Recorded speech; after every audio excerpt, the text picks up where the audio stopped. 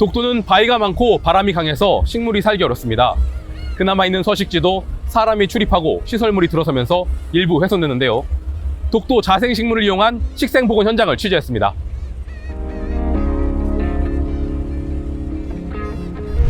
이른 아침 울릉도 사동항. 독도 경비대 교대 경력이 항구에 모였습니다. 울릉도에서 독도로 가는 배를 타기 위해서입니다. 독도 평화호라고 울릉군청이 갖고 있는 행정선입니다. 이 배가 독도와 울릉도를 오가고 있는데요. 이 배를 타고 독도 경비대원분들도 독도에 들어가고요. 그리고 또 식생복원이나 이런저런 행정 목적으로 독도에 들어가시는 분들이 이 배를 이용해서 독도에 들어갑니다. 저희도 이 배를 같이 타고 독도에 들어가서 독도의 식생 모니터링 작업을 동행 취재해 보도록 하겠습니다. 생일을 한번 불러주세요.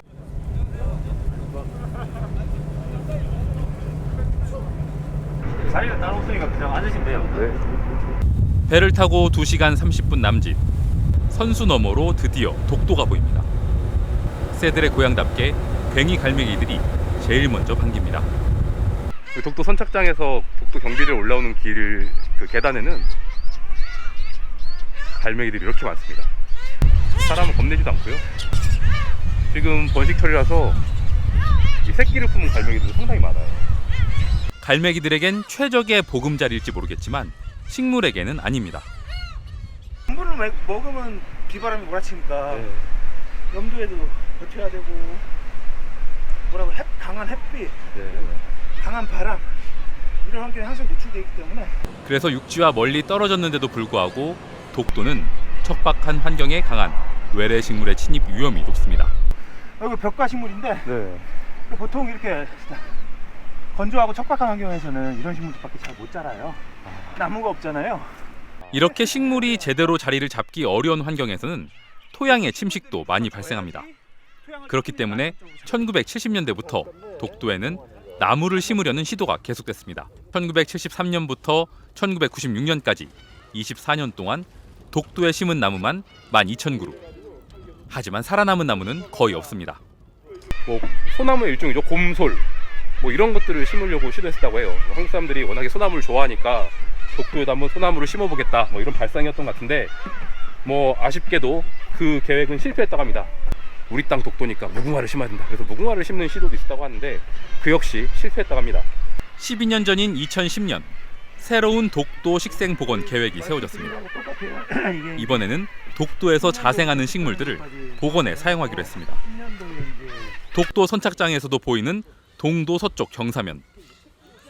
거의 수직에 가까운 경사면이지만 초록빛 나무들이 뿌리를 내리고 살고 있습니다. 바로 사철나무와 섬괴불나무입니다. 여기에 보리밤나무까지 모두 3종의 독도 자생식물이 복원사업에 쓰일 수종으로 선정됐습니다.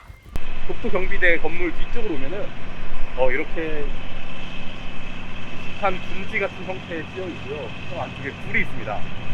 저게 천장불이에요. 근데 천장불 위쪽에 보시면은 사철나무가 큰 게 보이거든요. 위에서부터 아래쪽으로 이렇게 내려오고 있는 나무가 있는데 저 사철나무가 독도의 이제 자생식물 복원 사업에 쓰이는 다른 사철나무들의 엄마격입니다. 저 사철나무 천연기념물이고 수령 100년 이상 된 저 사철나무의 가지들을 잘라서 울릉도에서 나무 가지를 키워가지고 나무를 만들어서 다시 독도에 들여와서 심고 있는 거죠. 독도에서 채취된 3종류의 나무가지들은 울릉도 태아리의 양묘장으로 보내졌습니다. 지금 제가 보고 있는 것들이 다 독도 자생종들인 거죠? 그렇죠. 독도에서 가져온 것들을 여기 키워서 독도로 가져가야 이 비닐하우스에 심어져 있는 것들이 이제 독도에서 온 사철나무들인데요. 이 삽수라 그래서 작은 가지를 잘라서 삽목, 그러니까 그 가지를 땅에 심어가지고 다시 나무가 되게 하는 과정입니다. 이렇게 길러진 독도 자생종들은 2013년 독도 경비대 아래쪽에 심어졌습니다. 그리고 9년 뒤 복원 사업이 진행된 곳 주변은 빽빽한 작은 숲이 생겨났습니다. 2010년 복원 사업이 실시되기 전에 촬영된 사진과 비교하면 차이가 확연합니다. 독도 경비대 바로 아래쪽 비탈입니다. 경비대 시설물이 들어서면서 이 지역은 조금 훼손이 됐던 곳인데요. 지금은 초록색 식물들이 주변에서 많이 자라고 있습니다. 가장 잘 자라는 것은 사철나무입니다. 활착률이 90%에 달할 정도로 빽빽하게 자라 2년 전에는 나무를 조금 베어내야 했을 정도입니다. 보리밤나무도 70%, 섬 개불나무도 40% 정도는 성공적으로 뿌리를 내렸습니다. 자, 이제 복원지역 안쪽 깊숙한 곳을 한번 들어가 보겠습니다. 이 섬 개불나무가 상당히 무성하게 자랐고요. 네. 빛이 잘 들어오지 않을 정도로 나무가 무성하게 잘 자리 잡았습니다. 가지들이 옆으로 많이 나와 있어서 가지들이 옆으로 많이 나왔다는 얘기는 강합상을 많이 하고 있고 왕성하게 지금 생존하고 있다, 이렇게 보시면 될 것 같습니다.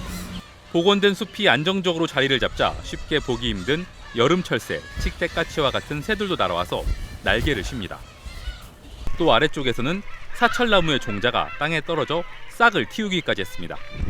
2020년 저희가 모니터링을 했을 당시에는 그 종자 발화한 개체가 확인이 안 됐었는데요. 이번 조사를 통해서 총 12개 개체가 종자에서 발화한 걸로 이렇게 확인이 됐습니다. 종자를 통해서 다시 발화가 이루어진다는 얘기는 이 사람의 인위적인 간섭이 없더라도 이 숲이 세대를 교체할 수 있다는 아주 긍정적인 신호이기 때문에 자생식물을 이용한 독도의 식생 복원 사업은 지금까지는 성공적입니다.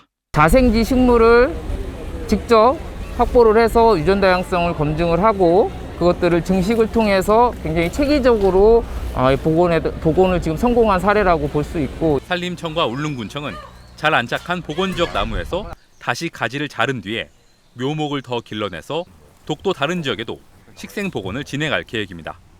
여기 경대 밑에하고 요 작년에 한 일부분하고 이렇게 저희가 2차 복원을 하고 아마 10월경에 그게 좀 어느 정도 크면은 다시 여기에 복원지 대상지에 저희가 다시 식재할 생각입니다. 자, 오늘은 특별히 점심도 굶고 독도를 영상에 담은 김동세 기자의 소감도 한번 들어보겠습니다. 근데 진짜 흔치 않은 기회인데 저희가 지금 독도에 거의 하루 종일 머물렀잖아요. 정말 소중한 영상 찍을 수 있어서 너무너무 좋은 기회였던 것 같습니다. 독도에 사람이 드나들면 어느 정도 훼손은 불가피합니다. 그 훼손을 다시 독도 식생 원래 그 모습 그대로 되살리는 게 중요할 것 같고요. 그렇기 위해서 어떤 작업들을 하고 있는지 저희와 함께 오늘 보셨는데요. 독도의 자생식물들을 그대로 다시 있게끔 하고 또 복원하는 일, 우리 땅 독도를 지키는 것만큼 중요한 일인 것 같습니다. 지금까지 독도에서 MBC 뉴스 김민욱입니다.